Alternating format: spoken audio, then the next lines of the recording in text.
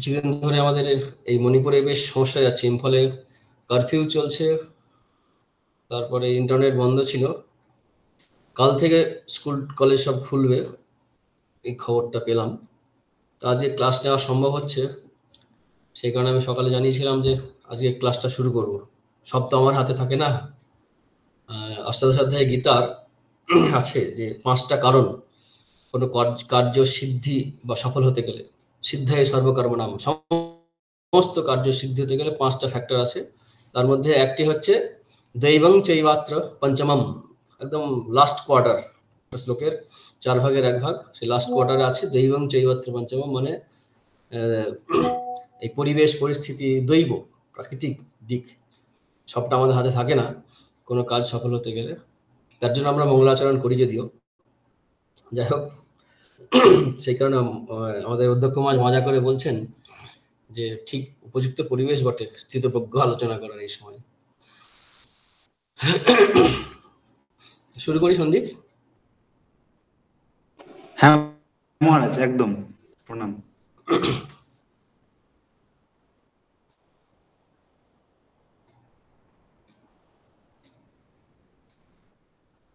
अम्ब त्वामनुसन्दधामि भगवद्गीते भवद्वेषिणीम्। ओम नमो भगवते वासुदेवाय।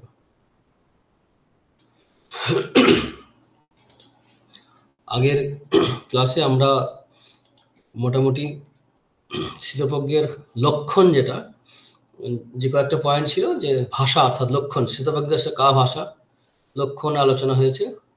কিম প্রভাষিত সেটাও আলোচনা হয়েছে। কিভাবে আচরণ করে ব্রজেত কিম, সেসবগুলো আলোচনা চলছিল।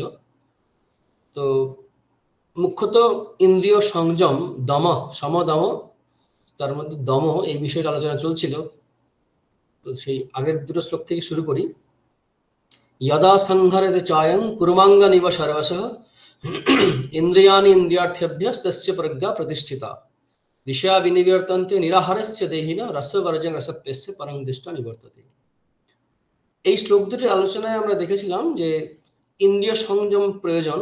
ইন্দ্রিয় সংযম কেমনভাবে করবে তার উপমা হিসাবে কুর্ম, কচ্ছপ, যেভাবে তার সমস্ত অঙ্গ প্রত্যঙ্গ, 4 হাত পা এবং মাথা, 5টি, আমাদের যেমন 5টি ইন্দ্রিয় আছে, নিজের মধ্যে ঢুকিয়ে নেয়, অর্থাৎ বিষয় গ্রহণ করবে না ইন্দ্রিয়গুলি। ইন্দ্রিয়াণি ইন্দ্রিয়ার্থেভ্য, তার প্রজ্ঞা প্রতিষ্ঠিত হয়েছে বলা হয়। তাহলে বাইরের ইন্দ্রিয়গুলোকে সংযম করলেই কি সংযত হওয়া যায়? সেই প্রশ্ন গীতায় ভগবান নিজেই তুলেছেন। বলছেন না, হয় না।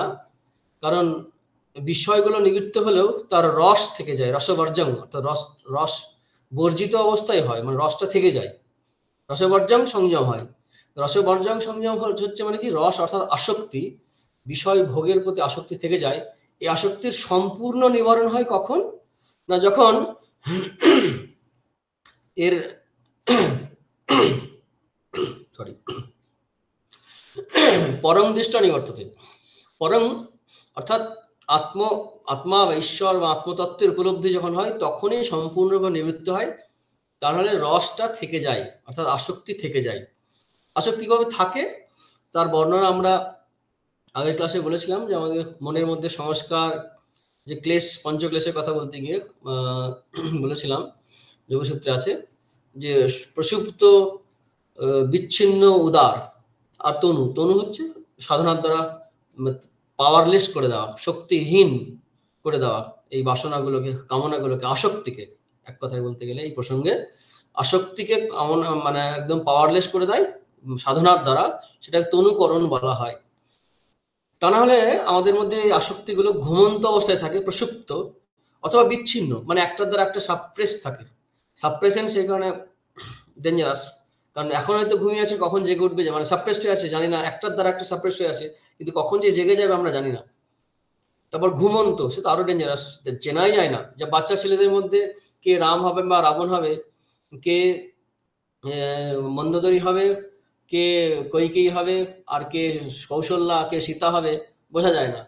কারণ এই সংস্কার প্রকাশিত হওয়ার, বিকশিত হওয়ার জন্য শরীরের যে বিকাশ প্রয়োজন, সমাজের যখন একটা ছেলে মেয়ে জন্মায়, তখন তার দেহ মন বুদ্ধি ততটা পরিপুষ্ট হয় না। সেই সংস্কারগুলো বিকাশের জন্য। একটা সময় সেগুলো আবার আস্তে আস্তে বিকাশ পায়, কাম, ক্রোধ, লোভ ইত্যাদি রিপু সহ অন্যান্য বাসনাও। তো এই বাসনাগুলো উপযুক্ত ক্ষেত্র পেতে সময় লাগে, সেই ঘুমন্ত অবস্থায় থাকে। এছাড়াও বড় যারা সিনিয়র তাদের মধ্যেও কিন্তু এই আসক্তি বা বাসনা এগুলো ঘুমন্ত অবস্থায় থাকতে পারে। তাই সেই সমস্ত রস বা আসক্তি নষ্ট কখন হবে? আত্মজ্ঞান হলে, জগতের অনিত্যতা বোধ হবে, আত্মজ্ঞান হবে, সমাহিত হবে এবং ঈশ্বর অথবা ঈশ্বর লাভ হলে তবেই একমাত্র সমস্ত রকমের কামনা বাসনা নিবৃত্ত হতে পারে। কারণ তখনই বলছেন ভগবান যে পরং দৃষ্টা নিবর্ততে। এবার তারপরে ভয়ঙ্কর দিকটা বলছেন যে যততো হি অপি কন্তেয় পুরুষস্য বিপশ্চিতঃ ইন্দ্রিয়াণি প্রমাথিনি হরন্তি প্রসভং মনঃ। যততো ইহ অপি মানে যত্নশীল, যারা যত্ন করছে, চেষ্টা করছে, হে কুন্তিপুত্র অর্জুন, কন্তেয়, যে যত্ন করছে এমন ব্যক্তি, পুরুষস্য বিপশ্চিত মানে বুদ্ধিমান জ্ঞানী ব্যক্তি, তারও কিন্তু ইন্দ্রিয়গুলি কিন্তু অনেক সময় এই জোরপূর্বক প্রসভং মনঃ, মন জোর করে এই প্রমাথিনী ইন্দ্রিয়ানি অর্থাৎ মথনকারী যাকে বলে, চার্নিং ইংরেজিতে বলা যায়, যে এই মনকে যেন ইন্দ্রিয়গুলি হরণ করে নিয়ে যায়। অর্থাৎ ইন্দ্রিয়গুলি এতই প্রবল, ইন্দ্রিয় প্রবল মানে আসক্তি প্রবল। তো কার ক্ষেত্রে হয় না? যত্নশীল ব্যক্তি যে চেষ্টা করছে, সেই চেষ্টা করছে যে ব্যক্তি, তারও কিন্তু খুব সহজে মন সংযত হয় না। এই শ্লোকে আমরা যদি আলোচনা করি বা একটু খুব গভীরভাবে চিন্তা করি, তিনটে জিনিস আমরা পাচ্ছি। এক হচ্ছে কি, সাধককে এটা মাথায় রাখতে হবে যে ইন্দ্রিয় নিগ্রহ বা সংযম মোটেই খুব সহজ নয়। সেখানে আমরা তিনটি বিষয় প্রধানত খেয়াল রাখতে হবে, যে প্রচন্ড যত্নশীল, যত্ন করছি, প্রচন্ড যত্নশীল হতে হবে, নাম্বার ওয়ান। নাম্বার টু হচ্ছে প্রচন্ড সতর্কতা, সাবধানতা প্রয়োজন।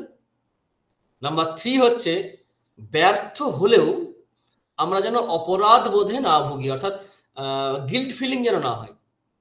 কারণ এতটাই কঠিন, খুব সহজ নয় ইন্দ্রিয় সংযম করা। কারণ আমরা চণ্ডীতেও পাই, জ্ঞানী নাম অপি চেতাংসি দেবী ভগবতী হিসা বলা আকৃষ্য মোহায় মহামায়া প্রিয়চ্ছতি। গীতায় আছে, চণ্ডীতে আছে। চণ্ডীতে বলছেন, ওই যখন সুরত আর সমাধি যায় মেধা ঋষির কাছে, তাকে প্রশ্ন করেন যে আমাদের এই আত্মীয় স্বজনের প্রতি, তারপর যারা আমাদেরকে শত্রুতা করে বাড়ি থেকে তাড়িয়ে দিয়েছে, একরকম রাজ্য হরণ করে নিয়েছে, তাদের প্রতি আমাদের কেন এত স্নেহ, যত্ন, আসক্তি আছে? তো তখন বলছেন যে মানে জ্ঞানী ব্যক্তিদেরও এই অবস্থা হয়। অর্থাৎ দেখা যাবে কি, যে এই ইন্দ্রিয় সংযম সহজ জিনিস নয়। স্বামীজি খুব সুন্দর একটা জায়গা একটা চিঠিতে লিখেছেন, আমি জায়গাটা পড়ছি, খুব সুন্দর জায়গা, আমরা যেন ফ্রাস্ট্রেটেড না হয় এই জায়গাটা বলতে গিয়ে। বলছেন কি, একটা চিঠি থেকে পড়ছি, জন কয়েক বিফল হলেও আমাদের চিন্তিত হওয়ার প্রয়োজন নেই। জগতের ধারাই এই যে অনেকের পতন হবে, বহু বাধা আসবে, দুর্লঙ্ঘ বিপদ উপস্থিত হবে, এবং আধ্যাত্মিকতার আগুনে ভস্মীভূত হওয়ার সময়ও মানুষের ভিতরে স্বার্থপরতা ও অন্যান্য দানবীয় ভাব প্রাণপণে লড়াই করে। ভালোর দিকে যাওয়ার পথটি সবচেয়ে দুর্গম ও বন্ধুর। এটাই আশ্চর্যের কথা যে এত লোক সফল হয়, অনেকে যে পড়ে যায় তাতে অবাক হবার কিছুই নেই। সহস্র পদস্খলনের ভেতর দিয়েই চরিত্র গড়ে তুলতে হবে। এই স্বামীজির এই লেখাটা, বিবেকানন্দের এই যে লেখা চিঠিতে লিখছেন একজনকে, সেখান থেকে আমরা কি দেখছি যে এই ইন্দ্রিয় সংযম বা চরিত্র গঠন বা জীবন তৈরি করা অত সহজ নয়। তাই স্বাভাবিকভাবেই কি প্রয়োজন? তিনটে বিষয় প্রয়োজন, যেটা আমরা বলছিলাম, যে প্রচন্ড যত্নশীল, ট্রেমেন্ডাস এফোর্টস চাই, ডে অ্যান্ড নাইট, আসক্তে আমৃতে, মৃত্যুর আগে পর্যন্ত এবং ঘুমের আগে পর্যন্ত। ঘুম মানে বিছানায় শুতে যাওয়া নয়, মানে ঘুম একদম নিদ্রা হওয়ার আগে পর্যন্ত এবং শরীর যাওয়ার আগে পর্যন্ত। অর্থাৎ আসক্তে আহমৃতে আমাদের যত্নশীল হতে হবে ইন্দ্রিয় সংযমের জন্য। উপলব্ধি হয়ে গেলে অনেকটাই তখন ঠিক আছে, তা না হলে কিন্তু আমাদের প্রচন্ড যত্নশীল হতে হবে। এবং ওই যত্নশীল হলেও শুধু হবে না, সাবধান থাকতে হবে। তা নাহলে কি হবে? সীতা, তিনি তো রামের বনিতা, স্বয়ং জগজ্জননী, তিনি এই রাম এবং সীতার যে অবতার গ্রহণ করেছেন, সেখানে লীলায় কি দেখালেন, যে একটা সোনার হরিণ, তিনি কি জানতেন না? বুঝতে পারছেন না? রামচন্দ্র বুঝতে পারছেন, সবাই বুঝতে পারছেন ওই কোনোভাবে একটা মোহ এসে যায় এবং সেই সোনার হরিণ, ওই হরিণ আমার চাই, ওই হরিণ আমাকে ধরে এনে দাও, যখন এরকম পিরাপিরি করে তারপরে কাহিনী আমাদের সবার জানা। তাই লট অফ অ্যালার্টনেস প্রয়োজন, lot of alertness. It's very difficult, খুব কঠিন, মনকে সংযত করা খুবই কঠিন। প্রচন্ড সতর্কতা বা সাবধানতা যদি না থাকে, অ্যালার্টনেস, অ্যালার্টনেস হচ্ছে খুব ইম্পর্টেন্ট। আমরা এই অ্যালার্টনেসটা কোথায় কখন প্রয়োজন? সবসময় প্রয়োজন, রোগে ভোগে দুঃখে সুখে যন্ত্রণা সবসময়। মানে কখন যে কোন সময় বিপদ আসবে আমরা কেউ জানি না। আনন্দের মধ্যে হয়তো বিপদের বীজ লুকিয়ে থাকতে পারে, দুঃখের মধ্যেও থাকতে পারে। তাই সতর্কতা হচ্ছে সাধকের অন্যতম সাধনা, গুরুত্বপূর্ণ সাধনা। তাহলে প্রথমে যত্নশীল, দিয়ে হচ্ছে সতর্কতা। 3, আমাদের ব্যর্থতা আসবে, বারবার মন নেমে যাবে, ভুল কাজ হবে, ভুল চিন্তা আসবে, এর দ্বারা কিন্তু গিল্ট ফিলিং একটা হতে পারে, অপরাধ বোধ, এটা যেন না থাকে। একটা সুন্দর উপমা আছে, মুন্ডকোপনিষদ আছে, সেটা 17 সম্ভবত আছে। 2 পাখির কথা আছে। দ্বা সুপর্ণা সৈয়া সখায়া সমানং বিক্ষং পরিশস্বজাতে তৈরন্নং পিপ্পং সাদত্য অনস্নন অন্ন অভিচাকর্ষিতি। 2টি পাখি, মানে একটি পাখি গাছের উপরে আছে, সেই পাখি কোন রকমের ফল খাচ্ছে না, কিছু করছে না, চুপচাপ বসে আছে, শান্ত স্নিগ্ধ তার রূপ, তার আচরণ অবস্থান। আর নিচের একটি পাখি, সে কিন্তু অনস্নন নাই, মানে সে খাচ্ছে, ফল খাচ্ছে। একটা তৈরন্য বিপ্লব সাধুত্তি, একজন নিচে ফল খাচ্ছে, গাছ থেকে পড়ছে ফল, এই জগৎ বৃক্ষ থেকে যেন ফল পড়ছে, সেখানে খাচ্ছে। যখন ভালো ফল পাচ্ছে তখন খুব আনন্দ, খারাপ পাচ্ছে তখন বিরক্তি আসছে, বৈরাগ্য আসছে। তখনই তার মনে হচ্ছে, আচ্ছা উপরে একটা হঠাৎ করে নজরে পড়লো, ভাগ্যক্রমে প্রারব্ধবশত হোক বা কপাল গুণে হোক, ভগবানের ইচ্ছায় উপরে পাখিটার দিকে একবার নজর পড়লো। আচ্ছা ওই পাখিটা তো কিছুই খায় না, খুব আনন্দে থাকে, কি ব্যাপার? নিশ্চয়ই ওখানে ওর কাছে পৌঁছালে ওই জায়গায় গেলে আমি আনন্দ পাবো, এটা উপরে উঠছে শুরু করলো। আবার হঠাৎ করে কি হলো, সংস্কার আসে, তো ভোগ করেছে, ভোগ করলে একটা ছাপ পড়ে যায়, একটা সংস্কার তৈরি হয়, সেই সংস্কারের মধ্যে আবার সেই বাসনা আসে, রস সৃষ্টি হয়, সেই রসগ্রহণ রসস্মৃতি আমাদের আবার সেই মনে হয় এই ফলটা পড়লো গাছ থেকে, সঙ্গে সঙ্গে আবার যায় কুড়িয়ে খায়, খেতে আনন্দ পেলো, আবার একটা ফলকে দুঃখ পেলো, কষ্ট পেলো, বা ভালো ফলটা খেয়েও হয়তো পেট খারাপ করে গেল বা কোনো একটা প্রবলেম হলো, তখন আবার মনে একটা বৈরাগ্য আসলো, ভোগ করতে যাচ্ছে কিন্তু ভোগে বিরক্তি আসছে, আবার উঠছে, এই ওঠা পড়া চলতে থাকে। যখন এইদিকে বৈরাগ্যটা প্রবল হয়ে যায়, ওইদিকে টানটা আরো বেশি হয়ে যায়, তখন ওইদিকে চলে যায়। তাৎপর্য হচ্ছে ওখানে যে একসময় এই পাখিটি উপরে উঠে যাবে, নিচের এই অজ্ঞান আবরণ, এই যে আসক্তির টান, সবটা থেকে দূরে চলে যাবে, কিন্তু তার এফোর্টটা নিজেকে দিতে হবে, উঠতে হবে। অর্থাৎ এদিকে বৈরাগ্য, ওইদিকে অনুরাগ, মানে বিষয় বিরাগ আর আত্মস্বরূপ বা ভগবৎস্বরূপ অনুরাগ। এইদিকে যত অনুরাগ বাড়াবে, এটা মনে জোর করে করতে হবে, সাবধান থাকতে হবে, যাতে যতবার পড়ছি মানে তো আমার ইটিই নষ্ট হচ্ছে, এনার্জি টাইম ইমোশন নষ্ট হচ্ছে, তো যাতে পড়ার সংখ্যাটা কমে যায় তাই জন্য অ্যালার্ট থাকতে হবে, আবার উপরে উঠবে। এই সতর্ক হয়ে থেকে অপরাধ বোধে না ভুগে আবার উঠতে হবে, হাজারবার ব্যর্থ হও, বিবেকানন্দ বলতেন যে হাজারবার ব্যর্থ হও, আর একবার চেষ্টা করে দেখো। তো যতবারই পড়ি না কেন, অপরাধ বোধে না ভুগে, নিজেকে ঘৃণা না করে, আমি পারবো, কারণ আমার স্বরূপও তো তাই, একটা সময় তো হতেই হবে আমাকে। তাই যতই আমি খেলাধুলো করি না কেন, এই ধুলো খেলা তো আমার স্বরূপ নয়।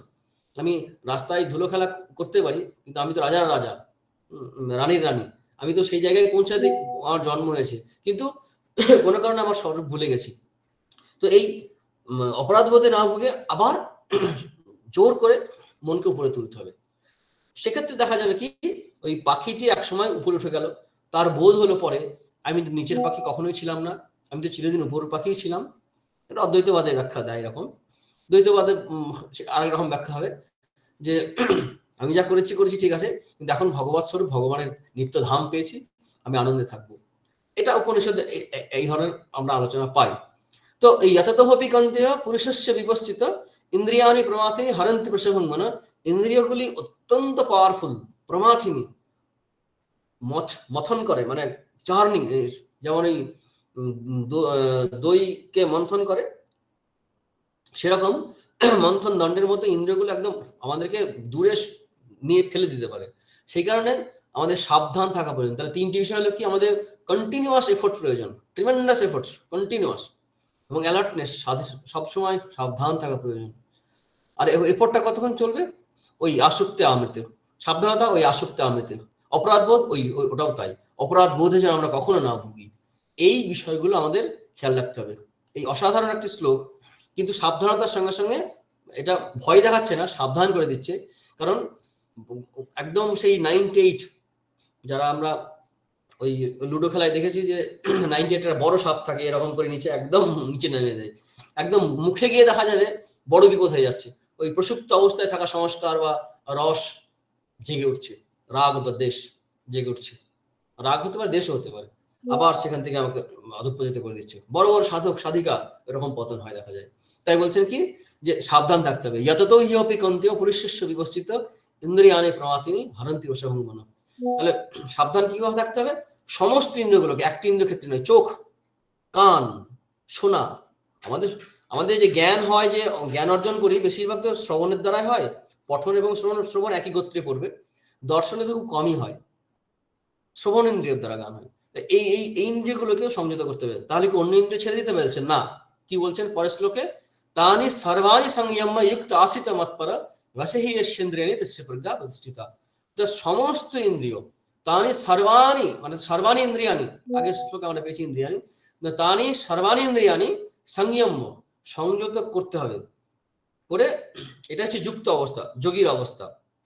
আসিত কিভাবে অবস্থান করে? কিমা আসিত বোঝিত কিম, প্রশ্ন ছিল কিম আসিত, এইভাবে তিনি অবস্থান করেন স্থিতপ্রজ্ঞ। আসিত কি মৎপর, এখানে বলছেন কি ইন্দ্রিয়গুলোকে সংযত করে ভগবান বলছেন আমাতে মন দাও, মৎপর হও। এই মৎপর শব্দের দুই রকম ব্যাখ্যা দেয়, কেউ বলে ভগবানে মন দাও, কেউ বলে আত্মা সচ্চিদানন্দ তোমার স্বরূপ, সেই স্বরূপে মন দাও। যেভাবে হোক না কেন, এই আত্মাই বা আত্মস্বরূপে মন না দিতে পারলে, মন লয় না হলে বা মন না গেলে বা ভগবানে মন না দিলে সংযত করা যায় না।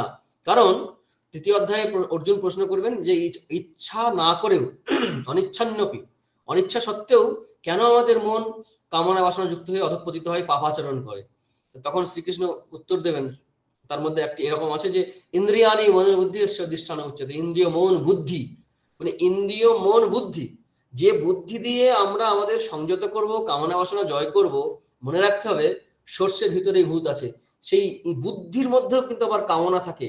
সে বুদ্ধিও অনেক সময় আমাদেরকে ভুল বোঝায়, জাস্টিফাই করে, অজুহাত দেয়, না না ঠিক আছে কোনো অসুবিধা হবে না, এই আমরা বলি না সময়, না না কিছু অসুবিধা হবে না। এই যে জাস্টিফাই করা, অজুহাত দেওয়া, সেই বুদ্ধির মধ্যেও কিন্তু ভূত ঢুকে বসে আছে। সুতরাং এই কামনা বাসনা, যে সূক্ষ্ম ভোগের ইচ্ছা, জগৎ সংসারের প্রতি আসক্তি বুদ্ধির লেভেলে পর্যন্ত আছে। ইন্দ্রিয়াণি মন বুদ্ধি অস্য অধিষ্ঠান উচ্চতে, ইন্দ্রিয় মন বুদ্ধি, মন বুদ্ধি চিত্ত অহংকার চারটেকেই অন্তঃকরণ বলা হয়। অর্থাৎ এর অবস্থান কিন্তু সর্বত্র একদম। কোথায় নিরাপদ জায়গা? একমাত্র আত্মস্বরূপে বা ভগবৎ স্বরূপে হচ্ছে নিরাপদ জায়গা, আমার নিজের স্বরূপে। ওই সেটাই হচ্ছে আত্মনি বা আত্মনাতুষ্ট, যেটা প্রথম শ্লোকে পেয়েছিলাম যে আমরা ওই স্থিতপ্রজ্ঞের লক্ষণে, আত্মনি বা আত্মনাতুষ্ট স্থিতপ্রজ্ঞ সদুচ্যতে, ওই আত্মস্বরূপে অথবা ভগবৎ স্বরূপে। প্রচন্ড কঠিন, পারা যায় না। তাই ভগবানের শরণ না নিলে, তার কাছে মন প্রাণ ঢেলে দিয়ে প্রার্থনা হোক বা জপ হোক, যে কোনো ভাবে হোক, নিয়ে না কেন উপায় না মনে কৃষ্ণে নিবেশায়িত, ভাগবতে আছে, যে কোনো উপায় হোক না কেন ভগবানের মন দিতে হবে, কৃষ্ণে মন দিতে হবে। ঠিক তেমনি বলছেন মৎপর হও। কেন ভগবান মৎপর হওয়ার কথা বলছেন? কারণ জানে যে আত্মস্বরূপকে না অ্যাঙ্কার করলে, না ধরে থাকলে, সেখানে নোংর না ফেললে, এই আবহাওয়া, এই হাওয়া টেনে নিয়ে কোথায় ফেলে দেবে আমরা খেয়াল করতে পারবো না। শুধুমাত্র শাস্ত্র বুদ্ধি, গীতার ক্লাস বা আলোচনা বা কোনো একটা বই পড়া বাঁচায় না, খুব কঠিন। সৎসঙ্গ খুব সবচেয়ে বেশি হেল্পফুল। সবচেয়ে সৎসঙ্গ কেন? ভগবৎ সঙ্গের জন্যই। তো ওই আত্মস্বরূপ বা ভগবানের কাছে ঠিক ঠিক না পৌঁছাতে পারলে পারে, না সেখানে টাচ পেলে পারে, সেই বলে বলিয়ান না হলে ইন্দ্রিয় জয়ী হওয়া অত সহজ নয়। মহামায়া পথ না ছেড়ে দিলে অত সহজে ছোট বড় নারী পুরুষ জাতীয় বর্ণ ধর্ম নির্বিশেষে কারো পক্ষে সম্ভব নয়। তাই সেখানে বলছেন কি, ভগবান বললেন যে আমার পরায়ণ হয়। এই প্রথম আমরা পেলাম ভগবান বলছেন আমার মতপর হতে। ওই যেমন ঈশ্বর পরায়ণ, ভগবত পরায়ণ, এই মতপর মানে হচ্ছে, মতপর মানে মহাত্মা শ্রীকৃষ্ণ, মানে আত্মপর অথবা ভগবত পর হওয়া। ভগবত পরায়ণ হওয়া, পর মানে তৎপর মানে সেই বিষয়ে ঠিক তেমনি মৎপর মানে আমার সব সময় সেই বিষয়, পরায়ণ মানে পরম গতি, পরম অয়ন, অর্থাৎ সেটাই আমার গতি, অয়ন মানে গতি। ঠিক তেমনি সেখান থেকে এটা যে মৎপর মানে ভগবানই একমাত্র সর্বস্ব, বা আত্মস্বরূপেই একমাত্র, অন্য সমস্ত কিছু ত্যাগ করে, সমস্ত অপশন কাট করে দিয়ে ভগবানকেই সর্বস্ব যদি করা যায় বা আত্মাকে সর্বস্ব করা যায়, তখনই কিন্তু আমরা মনকে একেবারে স্থির করতে পারবো বা সংযত করতে পারবো। তখনই ইন্দ্রিয়গুলো বশীভূত থাকবে। আর যখন সমস্ত ইন্দ্রিয় বশীভূত থাকবে তখনই আমাদের বলা হবে স্থিতপ্রজ্ঞ। এই কিমাশ্রিত বোঝাতে কিম তার লক্ষণে বলছেন তানি সর্বাণি সংযম যুক্ত আশ্রিত মৎপর বশেহি যস্যেন্দ্রিয়াণি তস্য প্রজ্ঞা প্রতিষ্ঠিতা।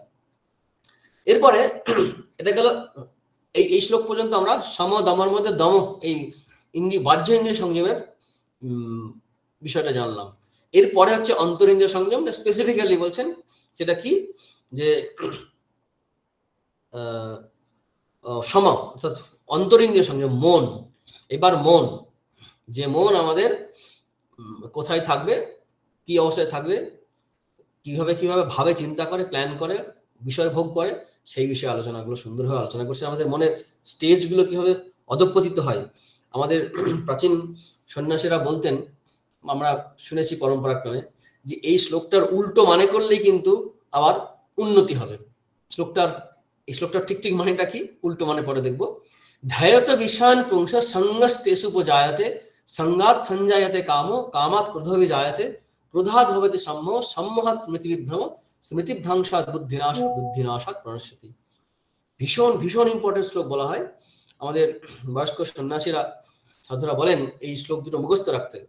এত সুন্দর শ্লোক, আর সাবধান শ্লোক আর কি এই দুটি শ্লোক। কিভাবে আমাদের মনের পতন হয়, কিভাবে আমাদের অধঃপতন হয়, একদম সাইকোলজিক্যাল অ্যানালিসিস করা আছে একদম স্টেপ বাই স্টেপ। কি একজন ব্যক্তি ধ্যায়ত বিষয়ান, যে বিষয় ধ্যান করছে, ধ্যায়ত বিষয়ান পুংস মানে যে ব্যক্তি, পুংস মানে পুরুষ বা ব্যক্তি, এখানে যে ব্যক্তি বিষয়ের ধ্যান করছে, চিন্তা করছে, সেই বিষয়ে চিন্তা করতে করতে করতে করতে বারবার একটা বিষয় যদি চিন্তা আমরা করতে থাকি, সেই বিষয়ে আমাদের আসক্তি হয়। একটা উদাহরণ দিই, কোনো ছেলের খিদে নেই, তবু যদি অল্প খিদে আসে, সেরকম খিদেই নেই হয়তো, বা থাকতেই পারে সুপ্ত অবস্থায়, বারবার তার সামনে যদি একটা কিছু ঘুরতে থাকে খাবার জিনিস, তার খিদে পেয়ে যাবে। সেটা যদি আবার যদি রসগোল্লা টাইপের বা যেটা ভালোবাসে সেটা যদি হয়। তারপরে এই যে একটা খুব উদাহরণটা খুব অন্য ধরনের হবে, তবু উপযুক্ত হবে।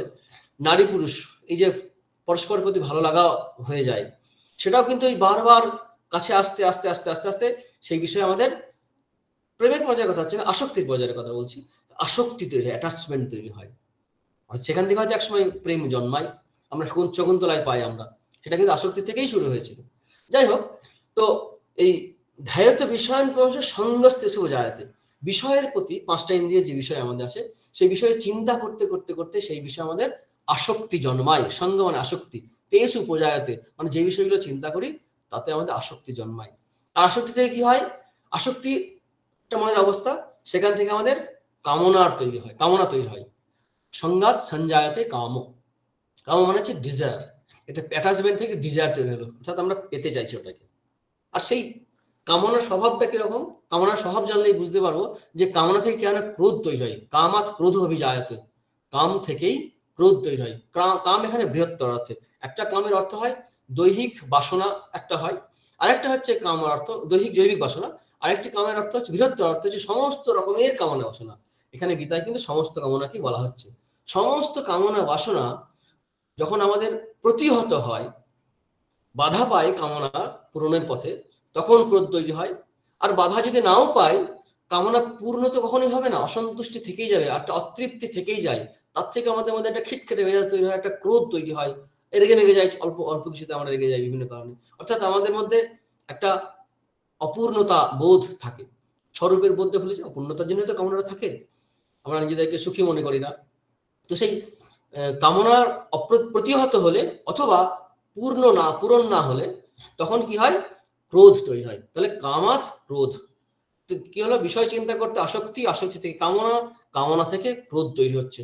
ক্রোধ তৈরি হচ্ছে দুভাবে, এক হচ্ছে কামনার পথে কেউ বাধা দিল, তার উপর রাগ হতে পারে, কামাত ক্রোধ অভিজায়তে, অথবা কামনা স্বভাবই তাই, পূর্ণ হয় না।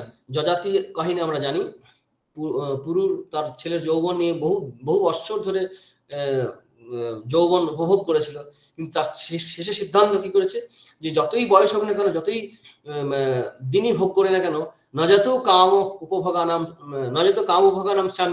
সাম্যতি কৃষ্ণ বাটমে ভূয়ে ভাবি বর্ধতে, নজত কামানাম উপভোগেন সাম্যতি, নজত কামানাম উপভোগেন সাম্যতি, কামনার কখনো উপভোগের দ্বারা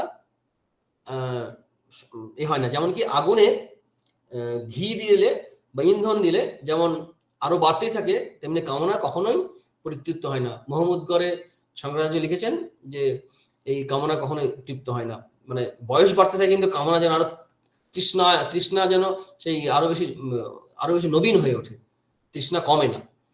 তো এই কামনা স্বভাবই হচ্ছে কখনোই পূর্ণ হবে না ওটা বন্ধ না করলে। সেই কারণে আমাদের সাধকদের বলা হয় যে যারা সৎ গৃহস্থ থেকে শুরু করে এমনি সাধারণ সবার ক্ষেত্রেই বলা হয় যে বিচার সংযুক্ত ভোগ করার কথা, অর্থাৎ বিচার করা এবং পাশাপাশি দুটো প্র্যাকটিস করা, ভোগও থাক যোগও থাক।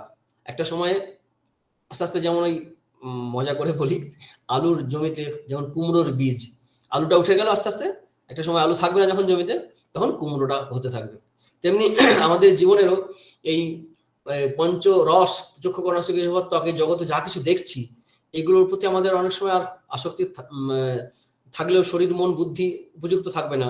কিন্তু যদি আমরা বিচারের সঙ্গে সঙ্গে বা পাশে যদি আমরা এই আত্মসংযম, ভগবত পরায়ণ বা এই সময়গুলো অভ্যাস রাখি, তাহলে একটা সময় যখন এগুলো প্রয়োজন থাকবে না, তখন এইগুলোই কিন্তু আমাদের আশ্রয় দেবে এবং অটোমেটিক আমাদের মধ্যে একটা বয়সের সময় কি হয়, একটা এমটিনেস, একাকিত্ব বোধ, লোনলিনেস, একাকিত্ব, একা থাকার কথা রহস্য সীতা আছে ৬ষ্ঠ অধ্যায় গীতায়। সে একাকিত্ব থাকাটা ব্লেসিং হবে তখন, তার মানে যখন একা থাকবে তখন বড় কষ্টের হবে।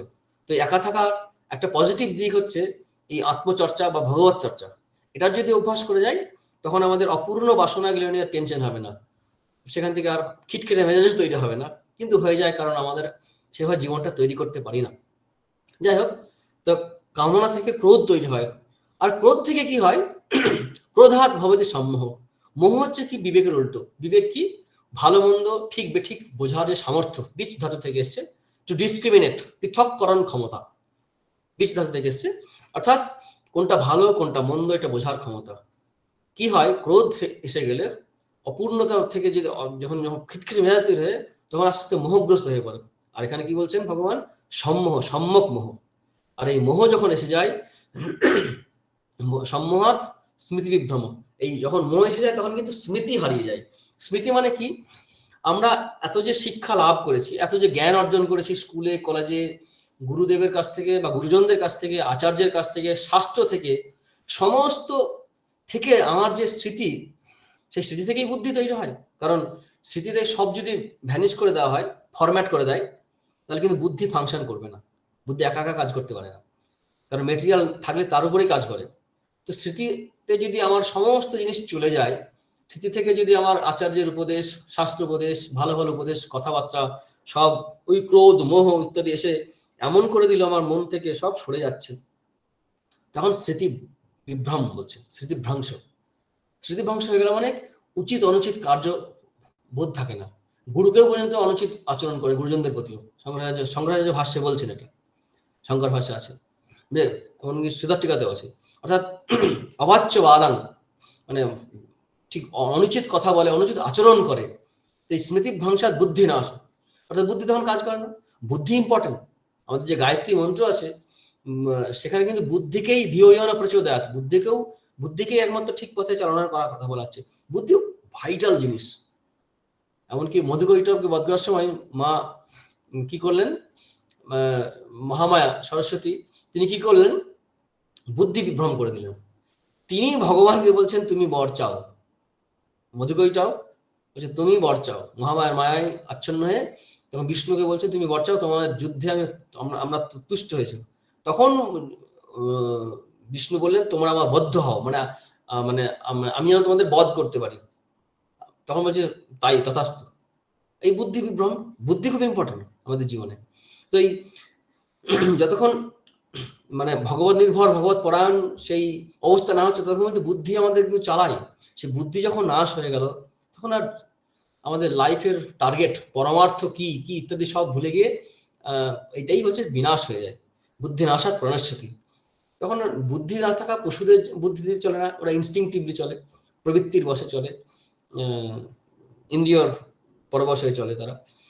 তো ইনস্টিংটিভলি আমরা যখন চলতে থাকবো তখন আমাদের জীবনের, মনুষ্য জীবনে কোনো অর্থ থাকবে না।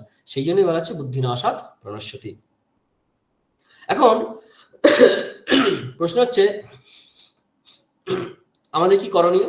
এটাকে বলছিলাম প্রথম দিকে যে এইটাকে ঘুরিয়ে দিলে আবার উল্টো হয়ে যাবে। ধ্যায়ত বিষয়ান পুংস সঙ্গস্থেষু জায়তে। আমরা যদি আত্মস্বরূপের সম্বন্ধে জানি তখন লোভ হবে, ইচ্ছা হবে, কামনা হবে যে আত্মস্বরূপের আত্মোপলব্ধি করব। অথবা ভগবানের তত্ত্ব যদি জানি, ভগবানের রূপ গুণ মহিমা, তার জন্মগ্রহণের কারণ ইত্যাদি, কেন আসেন তিনি, কেন অবতার হন, বিভিন্ন বিষয়ে যদি আমরা এগুলো চর্চা শুরু করি, তার রূপ গুণ মাধুর্য, তার প্রতি আসক্তি হবে, তাকে পেতে ইচ্ছা হবে তখন ভগবানকে। সেই দিক থেকে আস্তে আস্তে ভগবানের পথে যারা বাধা দেবে তাদের প্রতি একটা বিরক্তি আসবে, ক্রোধ হবে, সেখান থেকে সরে যাবে। প্লাস পয়েন্ট হচ্ছে এটাই, মোহটা হবে না, স্মৃতিটা টনটনে হয়ে যাবে, তখন তখন বুদ্ধিটা স্থির হয়ে যাবে, ভগবত বুদ্ধি তৈরি হয়ে যাবে, তখন সে পরমার্থ লাভের যোগ্য হয়ে যাবে। আমাদের প্রাচীন সাধুরা বলতেন যে এই শ্লোক দুটিকে উল্টে ঘুরে নাও, দেখবে খুব সুন্দর কাজে লাগবে। অর্থাৎ যা আমাদের তুরিয়ানজি মহারাজ একটা চিঠি সুন্দর লিখেছেন যে এই বেড়ালি বনে গেলে বন বিড়াল হয়। অর্থাৎ বিষয়াসক্ত মনই যখন ঈশ্বরাসক্ত হবে বা ভগবত আসক্ত হবে তখন সেটাই শুদ্ধ হয়ে যাবে। যে বিষয় দিয়ে এই জগৎ সংসার ভোগ করছি সেই বিষয় জগৎ ভোগ না করে যদি জগন্নাথ ভোগ করি, অর্থাৎ জগন্নাথে যদি মন দিই, তখন এই মনই শুদ্ধ মন হয়ে যাবে, তখন আমাদের পরমার্থ লাভের কোনো বাধা থাকবে না। এবার প্রশ্ন হচ্ছে এই একটা প্রশ্ন ছিল কিমাসিত ব্রজেত কিম, কিভাবে আচরণ করবে? তাহলে কি একদম ইট কাঠ পাথরের মতো হয়ে যাবে, কিছু ভোগ করবে না, কিছু করবে না? বলছে করবে। কিভাবে করবে? আসক্তি এবং বিরক্তি, রাগ এবং দেশ, অ্যাটাচমেন্ট এবং অ্যাভার্সন থাকবে না। রাগ দেশ বিযুক্তৈস্তু বিষয়ান ইন্দ্রিয়শ্চরণ আত্মবশ্যে বিধেয়াত্মা প্রসাদম অধিগচ্ছতি। অর্থাৎ এই জগৎ সংসারের বিষয়, বিষয়ান ইন্দ্রিয়শ্চরণ, বিষয়ান মানে বিষয়গুলিকে ভোগ করবে প্রয়োজন মতো, নিতান্ত প্রয়োজন যেগুলো সেগুলো নিশ্চয়ই খাবে, কারণ খাবে বা গ্রহণ করবে, দেখবে, কারণ শরীর তো পোষণ করতে হবে, মানে রুটি কাপড়া মাকান সবই চাই, সবকিছুর জন্য চেষ্টা করবে, কিন্তু সেই চেষ্টার মধ্যে কি থাকবে না? রাগ থাকবে না, আসক্তি থাকবে না। রাগ দেশে বিযুক্তই ইন্দ্রিয়ই, অর্থাৎ ইন্দ্রিয়ের দ্বারা ভোগ করবে ঠিকই। ভোগ বলতে এখানে আমরা ভোগ বলতে আমরা যদি খুব নেগেটিভ অর্থে ধরি তাহলে ভোগ বলা যাবে না, কিন্তু এটা ভোগই, মানে অর্থ অনুসারে ভোগ, অর্থাৎ বিষয় গ্রহণ। এই যে বিষয় গ্রহণ করবে সে কিন্তু রাগ এবং দেশ মুক্ত হয়ে। আমরা কোনো বিষয় যখন গ্রহণ করি, ভোগ করি, তখন আমাদের আসক্তি থাকে, রস থাকে, দেশ থাকে, লাইক ডিসলাইক থাকে, এটা পছন্দ করি, এটা পছন্দ করি না। অদ্ভুতভাবে আমাদের এই পছন্দ অপছন্দ শব্দের আড়ালে আমাদের লোভ বাসা বাঁধে, খেয়াল করি না আমরা। পছন্দ অপছন্দ আড়ালে লোভ বাসা বাঁধে। আমি এটা পছন্দ করি, I like it, I dislike, আমি এটা পছন্দ করি না। এর মধ্যে কিন্তু আমাদের লোভ বাসা বেঁধে আছে। ডাইরেক্ট বলতে গেলে কেমন লাগবে তো, যে লোভ, লোভ নয়, আমি পছন্দ করি। ওই পছন্দের ছদ্মবেশে লোভ প্রবেশ করে আমাদের মধ্যে। তো এই ব্যাপারে আমাদের সাবধান থাকা দরকার।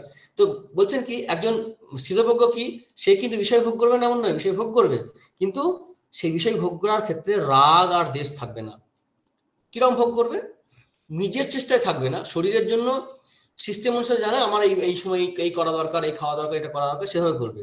বা শরণাগত ভক্ত যেমন হয়, যে যখন কেউ বললো, আমরা শ্রীরামকৃষ্ণের জীবনের নাম দেখেছি, ওখানে যেতে হবে, যেতে হবে, চলে যায়, না এটা যেতে হবে না, যেতে হবে না, যেতে হবে না।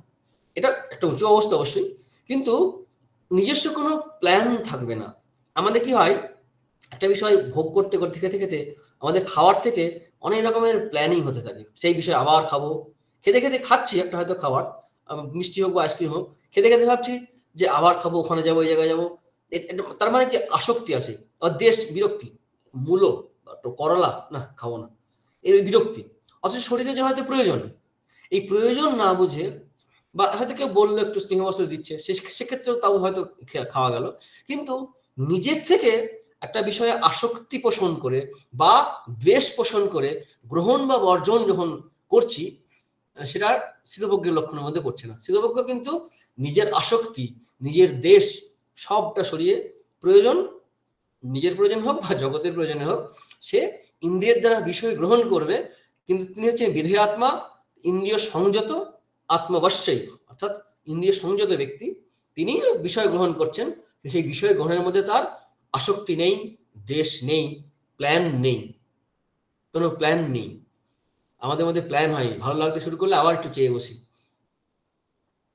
সাধারণ ক্ষেত্রে দোষের নয়, কিন্তু খুব ডিপলি যদি ভাবে আমরা, দেখা যাবে যে ওই ওখানে আসক্তি বা দেশ আমাদের মধ্যে আছে। এই কারণে আমরা বিষয়ভোগের ক্ষেত্রে খুব সূক্ষ্মকারে কাজ করে, খুব সূক্ষ্ম বিষয়, এগুলোই তো একটা সময় বড় আকার ধারণ করে। ছোট ছোট শব্দ হইতেও এক জায়গায় যখন জমাট বেঁধে বড় শব্দ সৃষ্টি করে, আলো তাই। ঠিক তেমনি আমাদের এই ছোট ছোট ছোট ছোট কামনাগুলো, বাসনাগুলো, তার মানে এই নয় যে আমরা খিটখিটে মেজাজ হতে হবে বা সবসময় এত বিচার করতে হবে, তার দরকার নেই। কিন্তু আমাদের স্থিতপ্রজ্ঞের লক্ষণটা বুঝতে গেলে এখানে দেখতে হবে যে রাগ এবং দেশ বশত তিনি কিন্তু কোনো বিষয় গ্রহণ করেন না। এটা উদাহরণ আমরা পাই, আমরা যখন চৈতন্য মহাপ্রভুর জীবনে আমরা পড়ি, তার বিষয় গ্রহণ বা তার পার্শ্বদের যখন জীবনী পড়ি, বা শ্রীরামকৃষ্ণের পার্শ্বদ বা তাদের জীবনে যখন দেখি, অথবা শ্রীকৃষ্ণের জীবনে যখন দেখি, তার বিবাহ করা বা গোপীদের সঙ্গে সাহচর্যে আসা, সবই কিন্তু সব প্রয়োজন অভাবে, নিজের কোনো প্রয়োজন নেই, জগতের জন্যই করছেন। বিবাহের সম্বন্ধে উল্টোপাল্টা বলা হয়, কিন্তু শ্রীকৃষ্ণ বিবাহ না করলে ওই যে নরকাসুরের কাছে বন্দী যে 16,000 নারী, তাদের কি গতি হবে সমাজে, তো তিনি কামনাবশত বিবাহ করেননি, প্রয়োজনে করেছিলেন। শ্রীকৃষ্ণের যে অনেকগুলো বিবাহ আছে, প্রত্যেকটা বিবাহ যদি অ্যানালিসিস করে দেখা যায়, সবটা বিভিন্নভাবে কিন্তু প্রয়োজন সমাজে স্থাপন করে দেখিয়ে দিয়ে গেছেন। গোপীদের সঙ্গে মিলনের ক্ষেত্রেও তাদেরই প্রার্থনা ছিল কাত্যায়নী মায়ের কাছে। এছাড়া যে যেভাবে কামনা করছেন তাকে তিনি সেভাবে দেখা দিয়েছেন বা কৃপা করেছেন। এই আথামাং প্রবদ্ধন্তে গীতায় বলবেন ভগবান। তো এই যে স্থিতপ্রজ্ঞ ব্যক্তিদের, শুধু আমরা তো এই স্থিতপ্রজ্ঞের লক্ষণ পড়ছি, এই লক্ষণ যাদের জীবনে প্রকাশিত হয়েছে তাদের জীবন যদি আমরা পড়ি, দেখতে পেলে তো খুব ভালো, কিন্তু দেখতে পেলেও আমরা বুঝতে পারবো কি? সবসময় আমরা বুঝতেও পারি না, আমাদেরও সেই যোগ্যতা অনেক সময় থাকে না। তবু আমরা সাধারণভাবে দেখেছি কি, যেহেতু আমি রামকৃষ্ণ মিশনে আছি, পরম্পরাক্রমে শুনেছি, দেখা কখনো কখনো একটু হয়তো নজরেও পড়েছে যে এই স্থিতপ্রজ্ঞ বা ওই স্থিতপ্রজ্ঞ তুল্য ব্যক্তিদের বিষয় গ্রহণ, তাদের সিদ্ধান্ত গ্রহণ, তাদের চলাফেরা, সব কিছুর মধ্যেই এই রাগ দেশ থেকে মুক্ত হয়ে তারা কিন্তু বিষয় গ্রহণ করছেন আমাদের। অথচ অদ্ভুতভাবে কি খুব কনসেন্ট্রেটেড হয়েছে তারা কিন্তু গ্রহণ করে। আমরা হয়তো অনেক খাবো বা অনেক কিছু দেখবো, কিছুই মনে থাকবে না, কিছুই খেয়াল করবো না, কিন্তু এই স্থিতপ্রজ্ঞ ব্যক্তি এত অ্যাটেন্টিভ ভাবে, হয়তো দেখা যাবে, আমরা শুনেছি আমাদের অধ্যক্ষ, সংঘাধ্যক্ষ মহারাজগণ, প্রেসিডেন্ট মহারাজ বীরেশ্বরানন্দ প্রমুখদের আচরণে এরকম প্রকাশ পেয়েছে, তারা হয়তো একটা চামচে একটু হয়তো কোনো প্রসাদের কোনো একটা অংশ গ্রহণ করছেন, ডাল হোক, ভাত হোক, সবজি হোক, তো যখন একটু গ্রহণ করছেন, এক চামচ একটু নিলেন, হয়তো আমি হয়তো অনেকটাই খেলাম ভাত দিয়ে, আমি বলতে পারলাম না হয়তো কি দিয়ে ডালটা হয়েছে বা নুন কতটুকু কম বেশি হয়েছে বলতে পারবো না, উনি কিন্তু একটুকু গ্রহণ করে বলে দিলেন যে এইটা এরকম হয়েছে, ওটা এরকম হয়নি। অর্থাৎ কত কনসেন্ট্রেট হয়েছে তিনি গ্রহণ করছেন। ঠিক ঠিক ভোগ বলতে কিন্তু ওটাই ওনারাই করছেন অ্যাকচুয়ালি। আমাদের ভোগ হয় কি মানে ক্যাংলা হয়ে যাকে বলে, হাও মাও করে যায়, অনেক কিছুই খায়, অনেক কিছুই দেখি, কোনো কিছু মনে থাকে না, আমাদের আশাও মেটে না। যাই হোক, তো এই রাগ দেশ বিযুক্ত হয়ে বিষয় ভোগ করেন। এই যে একটা প্রশ্ন ছিল কিমাসিত ব্রজেত কিম, এই ব্রজেত কিম এর উত্তরগুলো এখানে ভগবান দিচ্ছেন, যে কিভাবে তিনি আচরণ করবেন, কিভাবে ভাষণ দেবেন, কি কথা বলবেন, প্রভাষিত সেখানে পেলাম। না অভিনন্দিনা দেশটি অনেক আগে পেয়েছি আমরা, তিনি কার প্রশংসা নিন্দা এগুলো থেকে কিভাবে মুক্ত থাকেন, তার আচরণ কি হবে, এই সমস্ত উত্তরগুলো আমরা পরপর পেয়ে যাচ্ছি। তাই রাগ দেশে বিযুক্ত বিষয়ান ইন্দ্রিয়শ্চরণ আত্মবশ্যে বিধেয়াত্মা প্রসাদম অধিগচ্ছতি। তো এইভাবে ভোগ করার ফলে, অর্থাৎ স্থিতপ্রজ্ঞ এইভাবে ভোগ করার ফলে কি হবে, তার অন্তরে প্রসাদ আসবে। রাগ দেশে বিযুক্ত বিষয়ান ইন্দ্রিয়শ্চরণ আত্মবশ্যে বিধেয়াত্মা প্রসাদম অধিগচ্ছতি, প্রসাদ প্রাপ্ত হবে। আমাদের মনে আছে প্রথম অধ্যায়ের নাম ছিল বিষাদ যোগ। এই বিষাদ হচ্ছে প্রসাদের উল্টো।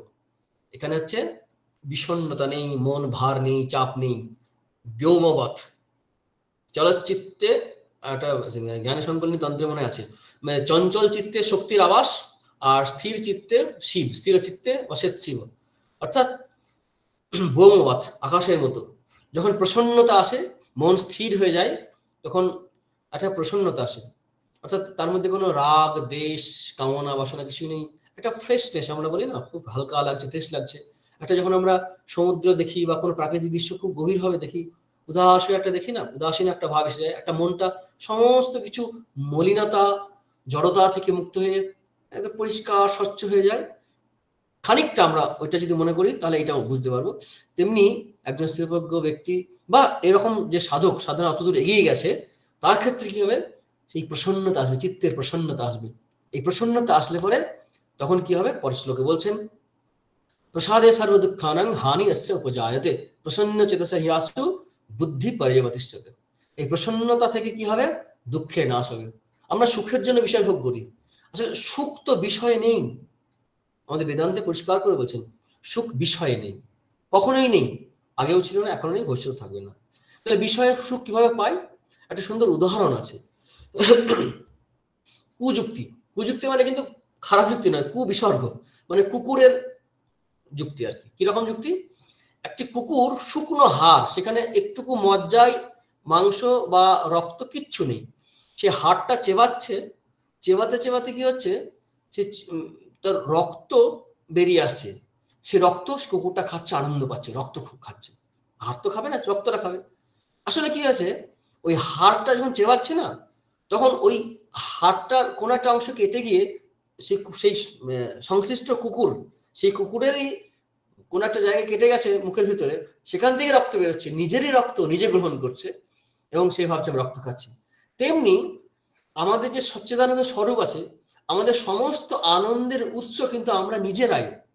বা আত্মস্বরূপের যদি দ্বৈতবাদের ব্যাখ্যায় যায়, ভগবান থেকে আসছে বা ভগবানের অংশ হিসাবে আমার থেকে আসছে, বাইরে আসছে না, কিন্তু বাইরে উদ্দীপক, উদ্দীপনার কারণ সৃষ্টি করছে বড়জোর, আমরা নিজের মধ্যে থেকে আনন্দ পাচ্ছি। তো যখন আমরা এই আসক্তি থেকে মুক্ত হব, তখন সত্যি নিজের থেকেই সে আনন্দটা পাবো, যখন প্রসন্নতা আসবে। প্রসাদে সর্বদুঃখানাং হানি অস্য উপজায়তে। আর প্রসন্ন চেতসা হচ্ছে বুদ্ধি পর্যবতিষ্ঠতে, মানে আসু মানে শীঘ্র, যখনই প্রসন্নতা আসবে তখন স্থির চিত্ত হয়ে যাবে, চঞ্চলতা থাকবে না। তখন এই যে বুদ্ধি, এই বুদ্ধি কিরকম বুদ্ধি না, আত্মবিষয়া বুদ্ধি, অর্থাৎ ভগবত পরায়ণ বা আত্মপরায়ণ যে বুদ্ধি হবে, সেই বুদ্ধি কি হবে, স্থির হয়ে যাবে।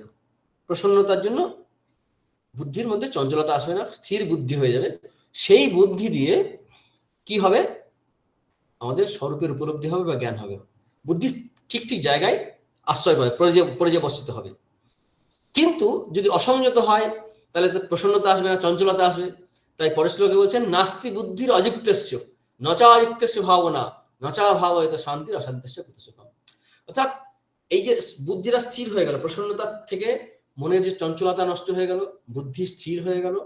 যে বুদ্ধি আত্ম অনুসন্ধান করবে, যে বুদ্ধি ভগবত অনুসন্ধান করবে, সেই বুদ্ধি স্থির হবে না যদি অসংযত হয়, অযুক্ত হয়। অযুক্ত মানে অসংযত, যেন ইন্দ্রিয় সংযত নয়, তার বুদ্ধি স্থির হবে না। আর বুদ্ধি স্থির না হলে, সে যদি অযুক্ত হয়ে যায়, যদি অসংযত হয়, তাহলে কি হবে, তার মধ্যে ভাবনা থাকবে না। ভাবনা হবে না, একাগ্রতা হবে না কোনো একটা বিষয়ে, সে ভগবত বিষয়ে, এখানে ভগবত বিষয় বা আত্ম বিষয়, এমনকি সাধারণ ক্ষেত্রে আমাদের জীবনে, দৈনন্দিন জীবনে দেখতে পাই, অন্যান্য বিষয়েও, যে চঞ্চল যদি থাকি তাহলে কোনো একটা বিষয়ে মনে একাগ্র করা যাবে না, অশান্তি বিরাজ করবে, অশান্ত চঞ্চল মন। তাই তুমি ন চ ভাবায়ত শান্তি অশান্তস্য কুতসুখম, অর্থাৎ অশান্ত হয়ে যাবে মন। যখন অশান্ত হয়ে গেল, তো সেখান থেকে আর সুখ কোথায় পাবে, সুখ পাওয়ার প্রশ্নই ওঠে না। সেই কারণে কি বলছেন, যে মনকে বিষয় ভোগ করার সময় রাগ দেশ বিযুক্ত হতে হবে, রাগ দেশ বিযুক্ত হয়ে বিষয় গ্রহণ করতে হবে। তাহলে পরপর ক্রম অনুসারে আমাদের মনের মধ্যে একটা ধীর স্থির শান্ত ভাব আসবে, চঞ্চলতা আসবে না, বাসনার হাওয়া মানে মনরূপ প্রদীপকে চঞ্চল করবে না, বুদ্ধিকেও চঞ্চল করবে না। তখন আমাদের স্থির মনে আমাদের লক্ষ্যে আমরা পৌঁছাতে পারবো। জাগতিক ক্ষেত্রে এটা প্রয়োজন, দৈনন্দিন জীবনেও যদি আমাদের মন বিভিন্ন বিষয় চঞ্চল থাকে, আমরা ডিসিশন নিতেও পারি না, ঠিক ঠিক করে পরিস্থিতি ভাবতেও পারি না, আগে পরে ভাবতেও পারি না। তাই তার জন্য আমাদের স্থির মনের প্রয়োজন আছে, স্থির বুদ্ধির প্রয়োজন আছে। এখন ইন্দ্রিয়গুলি তো বিষয়ের দিকে মানে গেটওয়ে, ওগুলো তো বিষয় খবর দেয় এবং সেই অনুসারে কর্মেন্দ্রিয়গুলো কাজ করে। তো এই ইন্দ্রিয়গুলোকেও সংযত রাখতে হবে, কারণ যদি সংযত না রাখি আমি ভাবছি যে কোন একটা ইন্দ্রিয় হালকা একটা ছেড়ে দেবো, বাকি 4টে ইন্দ্রিয়কে সংযত করবো, তা না, সমস্ত ইন্দ্রিয়কে সংযত করতে হবে। আর ইন্দ্রিয়গুলির মধ্যে সবচেয়ে নিম্নতর সুখ দেয়, যে নিম্ন ক্যাটাগরি, লোয়ার ক্যাটাগরি সুখ দেয় স্পর্শেন্দ্রিয়। স্পর্শেন্দ্রিয় হচ্ছে সবচেয়ে লোয়ার ক্যাটাগরি সুখ দেয়। জীব যত নিচু স্তর হয় স্পর্শে তত বেশি সুখ পায়। এমন কেঁচো বা প্রকৃতি আছে না, ওদের চক্ষু নেই, অন্য কিছু নেই, কিন্তু স্পর্শেন্দ্রিয়টা আছে। স্পর্শেন্দ্রিয় সবচেয়ে বেশি সুখ হয়। আর স্পর্শেন্দ্রিয়েই জীবের সবচেয়ে বেশি নিজেকে ম্যানিফেস্টেশন যে করে, নিজেকে খুব লোয়ার লেভেলে ম্যানিফেস্ট করে স্পর্শেন্দ্রিয়ের দ্বারা। এই স্পর্শেন্দ্রিয় সবচেয়ে লোয়ার, তারপর পরপর আছে চোখ, কান, নাক। এদের যে সুখ অনুভব করি আমরা, সেই সুখগুলো আমাদের ওই সেই 5টি যে উদাহরণ দেওয়া হয়েছিল, যে কুরঙ্গ, মাতঙ্গ, পতঙ্গ, মিন, ভিঙ্গ, এই 5টি ইন্দ্রিয়ের দ্বারা 5টি প্রাণী বা জীব বদ্ধ হয়, ঠিক তেমনি আমাদের তো 5টি ইন্দ্রিয়ই প্রবল, আমাদের যে কোনো ইন্দ্রিয়ই আমাদের সর্বনাশের কারণ হতে পারে। তাই বলছেন যে কোনো ইন্দ্রিয়কে কিন্তু ছাড় দেওয়া যাবে না, সব ইন্দ্রিয়কেই সংযত রাখতে হবে। কারণ মন যে ইন্দ্রিয়ে লিপ্ত হবে, চক্ষু হোক, কর্ণ হোক, নাসিকা হোক, জিহ্বা হোক, স্পর্শ হোক, ত্বক হোক, সমস্ত সেই ইন্দ্রিয় কিন্তু আমাদের সমস্ত সত্তাটাকে হরণ করে নিয়ে যাবে, সেদিকে নিয়ে যাবে। সেই কারণে ভগবান পরের শ্লোকে বলছেন, ইন্দ্রিয়াণাং হি চরতাং ইয়ান মননো বিধিয়াতে তদস্য হরতি প্রজ্ঞাং বায়ুর নব ব্যোমসি। যেমন বায়ু একটা নৌকাকে একদম স্রোতে বিপরীত, মানে বায়ুর দিকে যেমন ঝড়ে উড়িয়ে নিয়ে চলে যায় একদম নৌকাকে, নাব অম্ভসি, মানে জলে থাকা একটা নৌকাকে বায়ু যেমন একদম ছুটিয়ে নিয়ে যায়, নিয়ে কোথায় ডুবিয়ে দেবে ঠিক থাকে না, তেমনি এই প্রজ্ঞাকে, এই যে সাধক তার প্রজ্ঞাকে হরণ করে নেয়। তদস্য হরতি প্রজ্ঞাং বায়ুর নবমসি, কি না, যেটার মন অনুশীলন করবে। অর্থাৎ ইন্দ্রিয়গুলি তো সব রকম বিষয় নিয়ে 5টা দোকান খুলে বসে আছে, 5 রকম সামগ্রী দেবে, তার মধ্যে যেটাতেই মন একটু ছাড় দেবে, মন একটুকু সুখ অনুভব করতে চাইবে, ইয়ান মানে অনুবিধিয়াতে, মন যার পিছনে ছুটবে, সেটাই কিন্তু তাকে একদম একদম নৌকাকে যেমন বায়ু সমুদ্রে একদম ডুবিয়ে দেয়, তেমনি করে নিয়ে গিয়ে একদম ডুবিয়ে দিতে পারে। তাই অ্যালার্টনেস, এই যথাতথিকন্তে শ্লোকে আলোচনা হচ্ছিল আমাদের, যে অ্যালার্ট থাকতে হবে, চেষ্টা চালাতে হবে, আর আত্মগ্লানিতে ভুগলে হবে না, অপরাধ বোধ, গিল্ট ফিলিং যেন না থাকে, এটাও খেয়াল রাখতে হবে। সেই কথাগুলি ঘুরে ফিরে আসছে, এগুলো হচ্ছে সব সম, অর্থাৎ মন নিয়ন্ত্রণের জন্য। তারপরে বলছেন কি, আবার সেই ঘুরিয়ে উপসংহার করছেন ওই সম এবং দম সবটাই, তস্মাদ ইয়স্য মহাহ নিগৃহীতানি সর্বস্ব, সেই জন্য সমস্ত মন এবং ইন্দ্রিয় সমস্তই যার মহাবাহ, মহাবাহ বলার উদ্দেশ্য হচ্ছে মানে শক্তিশালী। অর্জুনকে বলছে তুমি যেন পারবে। এটা হচ্ছে আমাদের প্রাচীন যুগের মানে সংস্কৃত সাহিত্য যদি পড়ি, তাহলে দেখতে পাবো যে সম্বোধনগুলো এত সুন্দর, সেই সম্বোধনেই সেই ব্যক্তির ব্যক্তিত্বকে প্রকাশ করছে, তার পরিচয় জ্ঞাপন করছে, তার সামর্থ্য জ্ঞাপন করে দেয়। তো অর্জুনকে অভয় দিচ্ছে, উৎসাহিত করছে যে মহাবা অর্জুন, তুমি যুদ্ধক্ষেত্রে যদি পারো, মনেই বা পারবে না কেন, এরকম যেন একটা ইঙ্গিত আমরা পাচ্ছি। তস্মাদ ইয়স্য মহাবহ নিগৃহীতানি সর্বস্ব ইন্দ্রিয়াণি ইন্দ্রিয়ার্থেভ্য তস্য প্রজ্ঞা প্রতিষ্ঠিতা, যিনি ইন্দ্রিয়গুলিকে ইন্দ্রিয় থেকে সমস্ত রকম ভাবে সর্বস্ব নিগৃহীত করতে পেরেছে, তারই প্রজ্ঞা প্রতিষ্ঠিত হয়েছে। 8টা 6 হয়ে গেছে, পরে আর কয়েকটি শ্লোক আছে, পরের দিন হবে, একটু প্রশ্ন হোক নাকি?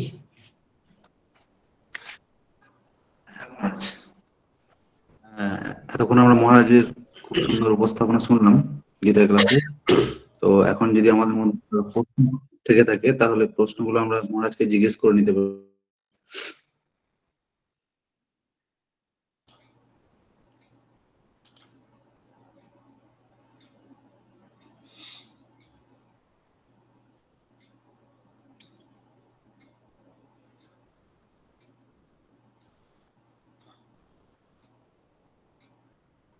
আমার প্রশ্ন আছে, হ্যাঁ, জিজ্ঞেস করবো?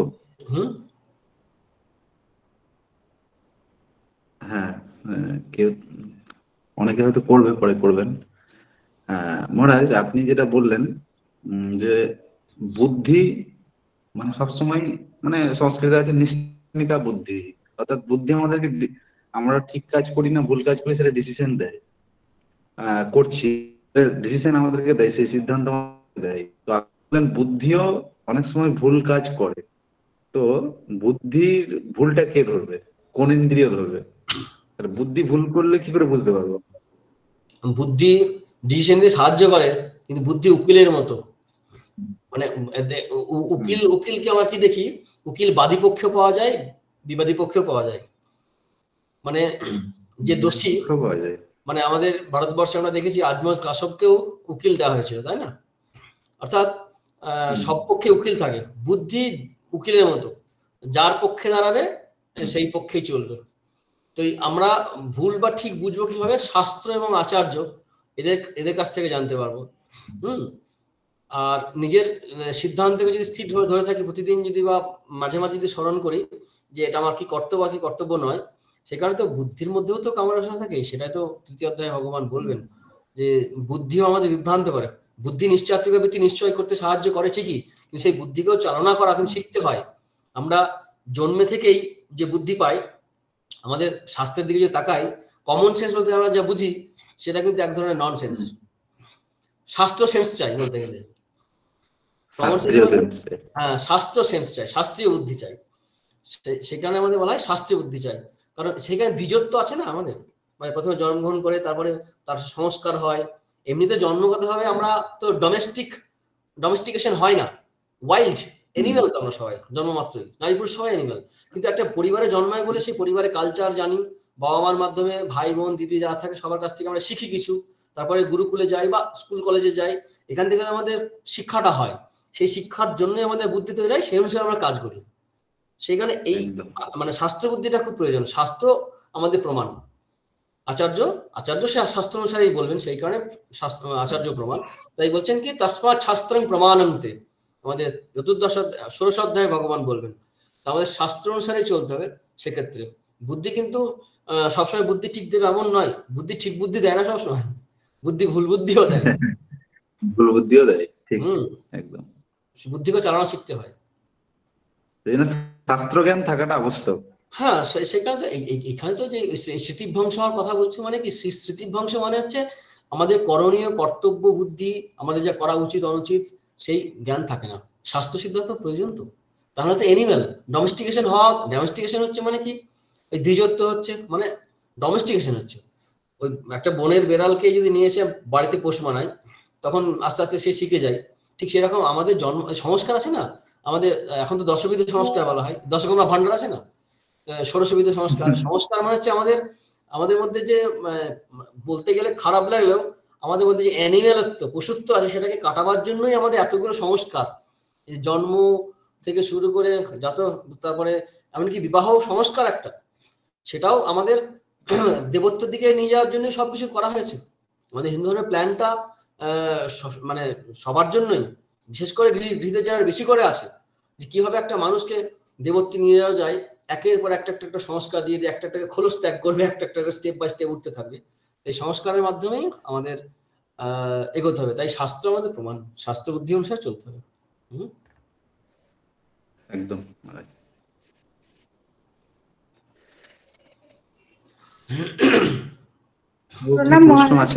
প্রশ্নান্তরম অস্তি বা? আমার প্রণাম মহারাজ, শোনা যাচ্ছে আমার কথা? হ্যাঁ শোনা যাচ্ছে। হ্যাঁ বলছি মহারাজ, এই পড়তে গিয়ে আমরা যখন শুনলাম যে স্পর্শেন্দ্রিয় প্রসঙ্গটা এলো, ওই জায়গাটা যদি আরেকবার বলেন। স্পর্শেন এবং ইন্দ্রিয়গুলোকে আমরা কি ওইভাবে মানে কোনটা শ্রেষ্ঠ এবং তারপরে ভাগ এরকম করে করতে পারি? হ্যাঁ নিশ্চয়ই করতে পারি, কারণ মানে কোয়ালিটি এবং ইন্টেন্সিটি এই দিক দিয়ে বিচার করলে মানে জীব যত উন্নত হয় সে তত সুখটা ইন্দ্রিয় থেকে বুদ্ধিতে পায়, তারপর আত্মায় পায়, এরকম আছে না শাস্ত্র সাহিত্যে পাই। জীব যত উন্নত হয় তত, আমরা লোয়ার ক্যাটাগরির জীব কাকে দেখি? কেঁচো এরা, কারণ ওদের সব ইন্দ্রিয় বিকশিতই হয়নি। কিন্তু যে কোনো জীবই হোক না কেন, প্রাণী বলছি এখানে, এমনকি উদ্ভিদ তো বলা যায় যে সারা দায় উত্তেজনায়। তো সবচেয়ে লোয়ার ক্যাটাগরির প্রাণী হচ্ছে কেঁচো বা এরা, যাদের মাত্র একটা ইন্দ্রিয় আছে, সেটা স্পর্শেন্দ্রিয়।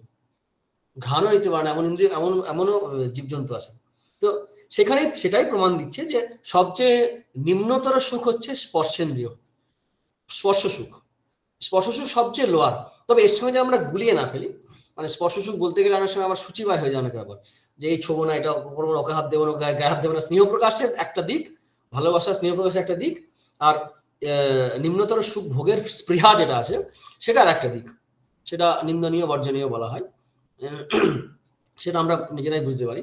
তো জীব যত নিম্নস্তর হবে তত নিচু নিচু ইন্দ্রিয় সুখ পাবে। স্পর্শেন্দ্রিয়কে সেটা সবচেয়ে লোয়ার ক্যাটাগরি বলা হয়েছে, খুব ট্যাঞ্জিবল এবং পাওয়ারফুল, এবং জীবকে সবচেয়ে বেশি মানে পশুত্বের দিকে নিয়ে যায় স্পর্শেন্দ্রিয়। ক্যাটাগরি এখন সেটা। বাকি বাকি ইন্দ্রিয়গুলোর কি এরকম কোনো স্তরভেদ আছে, যে আমরা যেমন স্পর্শেন্দ্রিয়কে সবথেকে লোয়ার ক্যাটাগরি ধরছি, তারপর চক্ষু আছে, সব থেকে চক্ষু ইন্দ্রিয় শ্রেষ্ঠ আমার মনে হয়, কারণ যেহেতু আমরা প্রত্যক্ষকেই মানে সব থেকে বড় প্রমাণ ধরছি। কিন্তু আমরা জ্ঞান অর্জন করি সবচেয়ে বেশি কিন্তু কর্ণেন্দ্রিয় দ্বারা। আমাদের জ্ঞান অর্জন বেশিরভাগ হয় কিন্তু কর্ণেন্দ্রিয়, শ্রবণ, শ্রুতি, তাই না? এই যে বই পড়ছি আমরা, শুনছি তো, দেখে আমাদের জ্ঞান খুব কম হয়, মানে জাগতিক জ্ঞানের কথা বলছি। আর আত্মোপলব্ধি হচ্ছে অপরোক্ষ অনুভূতি বলে, মানে ইন্দ্রিয় দ্বারা হবেই না, কোন ইন্দ্রিয় দ্বারাই হবে না, অপরোক্ষ অনুভূতি। ইন্দ্রিয়গুলো একটা ইনডাইরেক্ট মাধ্যম, খুব সেদিক থেকে সবাই লোয়ার আত্মস্বরূপে।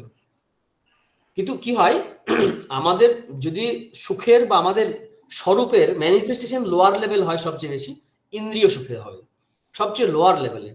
জীব যত উন্নত থাকবে তার তত তার ওই ইন্দ্রিয় সুখের সুখ, যার আলুনি লাগবে শ্রীরামকৃষ্ণের ভাষায়, যার বিতশ্রদ্ধ হবে, ভালো লাগবে না, সে কিন্তু ইন্দ্রিয় সুখ থেকেই তার শুরুটা হবে, সে ওগুলো আর ভালো লাগবে না, তারপর আস্তে আস্তে বাড়তে থাকবে এগুলো। চক্ষুর দ্বারা আমাদের সুখ হয় ইন্দ্রিয়ের, রসগোল্লা দেখে সুখ হয়, রসগোল্লা খেয়ে একরকম সুখ হয়।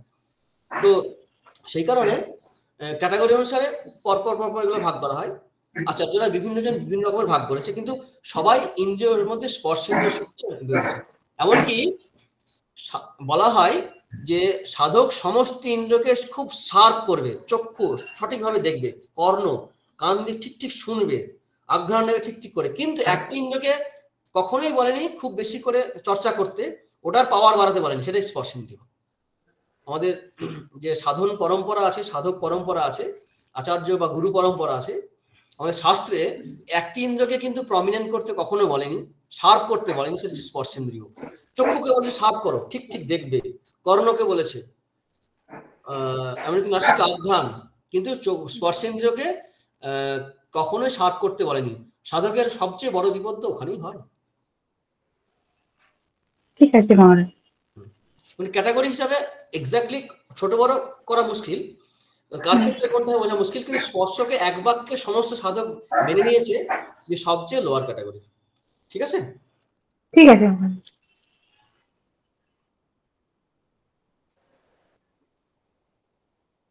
আর কারোর কি প্রশ্ন আছে আপনাদের মধ্যে থেকে?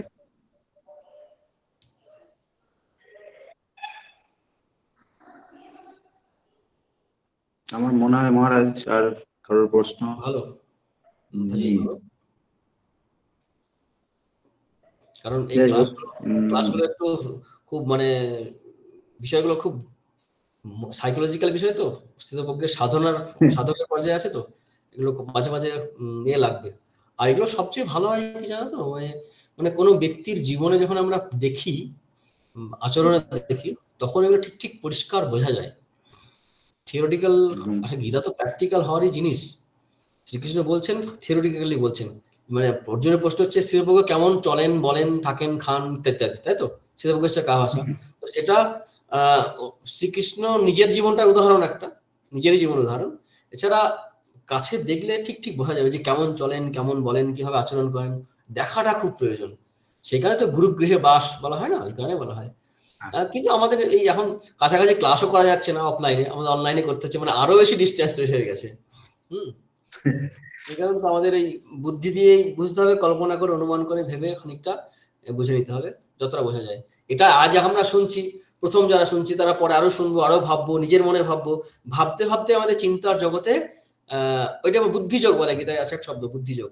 আমাদের বুদ্ধি সেভাবে বিকশিত হবে, যেমন রিসার্চ করে। হ্যাঁ, রিসার্চ করার যেমন আছে একটা বিষয়ে ওয়ান পয়েন্টেড ভাবনা, তার পজিটিভ নেগেটিভ এদিক ওদিক চারিদিক থেকে ভাবা, মানে সংকল্প বিকল্প যেমন হয়, তেমনি বিভিন্ন অ্যাঙ্গেল থেকে ভাবতে ভাবতে কি হয়, তার থেকে কিছু লুফল বেরিয়ে আসে, ভালো দিক খারাপ দিক, আরো কিছু আবিষ্কার হয়, তখন ওখানে দেখতে হবে না। তেমনি নিজের মধ্যে ভাবতে হবে বিষয়গুলোকে নিয়ে, যত ভাবা যাবে চর্চা করা যাবে তত তার মধ্যে আলো প্রকাশিত হবে। যে আমি যেভাবে ভাবছি সেভাবে যদি আরেকজন কেউ ভাবে, আপনি যদি ভাবেন বা আরেকজন কেউ আরো বেশি ভাবতে পারে, সেটা ভাবনার সঙ্গে সঙ্গে এবং জীবনযাপনের সঙ্গে সঙ্গে এগুলো আরো বেশি পরিষ্কার হবে। তবে এগুলো বলেও পরিষ্কার হবে জিনিস। তবে এগুলো বলেও এর দ্বারাই প্রমাণ হবে না কোনো মানুষের জীবন কিরকম। এগুলো বলার পরেও দেখা যাবে কেউ ভালো জীবনযাপন করছে না, বলছে একরকম কিন্তু জীবন উল্টো জীবনযাপন করছে। সেই কারণে আচরণটা হচ্ছে খুব ইম্পর্টেন্ট, চর্চার সঙ্গে চর্চা, আর চর্চা ভালো করলে পরে এগুলো তাড়াতাড়ি উপলব্ধি হবে।